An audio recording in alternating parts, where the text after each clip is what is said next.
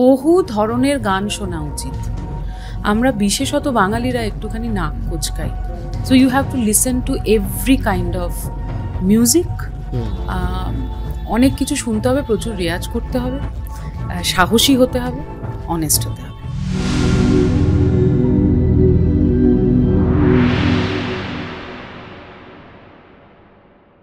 আজকের ডেটে মিউজিকটা আগে যেমন মিউজিক করতে হলে কলকাতা আসতে হতো, হয়তো আকাশবাণীতে অডিশন দিতে হতো, আমি বেশ কিছু বছর আগের কথা বলছি। তো এখন তো স্কোপটা অনেকটা বেশি হয়ে গেছে এবং তুমি এমন একজন শিল্পী যার ন্যাশনাল অ্যাওয়ার্ডও রয়েছে, আবার সিলভার প্লে বাটনও রয়েছে। তো ধরো অনেকে স্বপ্ন দেখছে ভবিষ্যতের একজন সঙ্গীত শিল্পী হয়ে ওঠা, ছেলে কিংবা মেয়ে হোক।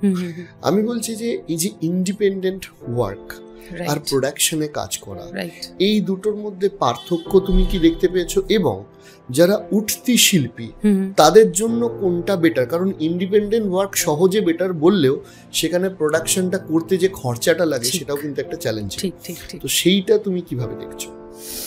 এখন একটা খুব ভালো দিক হয়েছে অরিজিৎ, সেটা হচ্ছে যে যেহেতু মিউজিক স্ট্রিমিং প্ল্যাটফর্মসগুলো আছে, সেজন্য আমার পার্সোনালি যেটা মনে হয় যে ভিডিওতে পয়সা খরচা না করাই ভালো।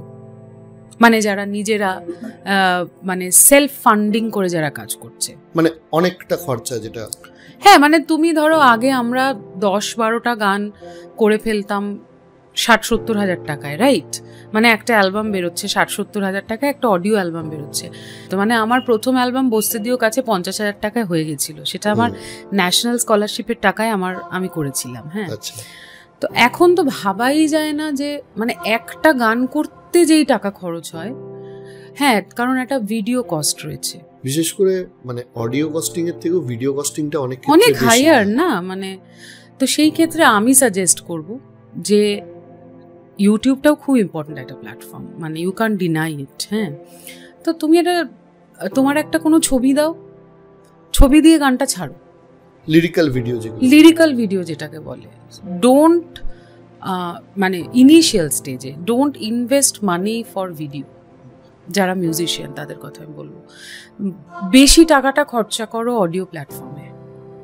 কারণ তুমি একটা গান যেটা বানাচ্ছ, ধরো তুমি সাপোজ স্পটিফাই, গানা, সাবন, যেখানেই তুমি দিচ্ছ, একসঙ্গে 192-193টা দেশের লোক তোমার গান শুনছি। ইউ নেভার নো ঘানায় বসে কে তোমার গানটা শুনে ফেলছে, রাইট?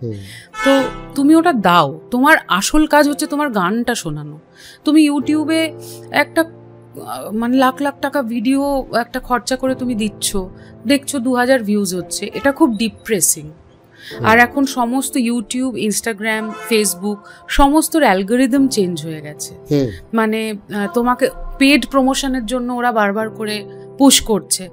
তো সেই ট্র্যাপে পড়ার দরকার নেই, বা হয়তো কন্টিনিউয়াসলি গান দিয়ে যেতে হবে। পসিবল নাকি? প্রায় 25-30 লাখ টাকা বাজেট হয়ে যাচ্ছে। হ্যাঁ, মানে সম্ভবই নয়, নতুন ছেলেমেয়েদের পক্ষে তো আরো সম্ভব নয়। তো আমার মনে হয় যে অনেক বেশি ফোকাসড হওয়া উচিত কিন্তু অডিওটার জন্য। Being a musician, this should be your first priority. তারপরে যদি if you have rest of the money, তোমার কাছে যেটা আছে, তোমার যদি খুব ইচ্ছে করে সেজেগুজে ভিডিও করতে, তুমি করো। কারণ আবার রিলসেরও একটা ব্যাপার আছে, রিলসে ভিডিও হিট হওয়ার একটা ব্যাপার রয়েছে। তো মাথা ঠান্ডা করে আগে অডিওতে বেশি ইনভেস্ট করে তারপরে কিছু টাকা বাবার থেকে ধার করলে কি দাদার থেকে ধার করলে কি বৌদির থেকে ধার করলে, যাই হোক করে তারপরে সেটা ভিডিওতে ইনভেস্ট করাটা ভালো। 1, 2 হচ্ছে নতুন ছেলেমেয়েরা কিন্তু অনেক বেশি কি বলবো টেকনিক্যালি ইকুইপড। মানে ওরা নিজেরা রেকর্ডিং করতে পারে, নিজেরা এডিট করতে পারে।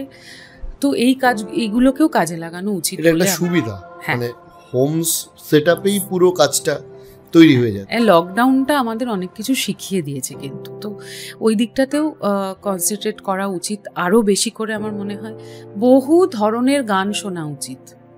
আমরা বিশেষত বাঙালিরা একটুখানি নাক কোচকাই। মানে ধরো আমার বাড়িতে, তুমি ধরো সাপোজ এলে আমার বাড়িতে, এসে দেখলে একটা ভোজপুরি গান চলছে, তুমি হয়তো তুমি না, আমি এমনিই বলছি, মানে কেউ একজন এরকম, বাবা ইমন ভোজপুরি গান শুনছে, কেন শুনবো না? আমি সব ধরনের গান শুনি। সব এভরি জনার অফ মিউজিক। মানে কখনো আমার মন খারাপ হলে আমি কিন্তু মরক্কন মেডিটেটিভ মিউজিক চালিয়েও আমি মেডিটেশন করি, আমি বাঁশি হরিপ্রসাদ চৌরাশিয়ার বাঁশি চালিয়েও কিন্তু আমি মেডিটেশন করি। So it depends. So you have to listen to every kind of music. অনেক কিছু শুনতে হবে, প্রচুর রেয়াজ করতে হবে, সাহসী হতে হবে, অনেস্ট হতে হবে। ডেফিনেটলি।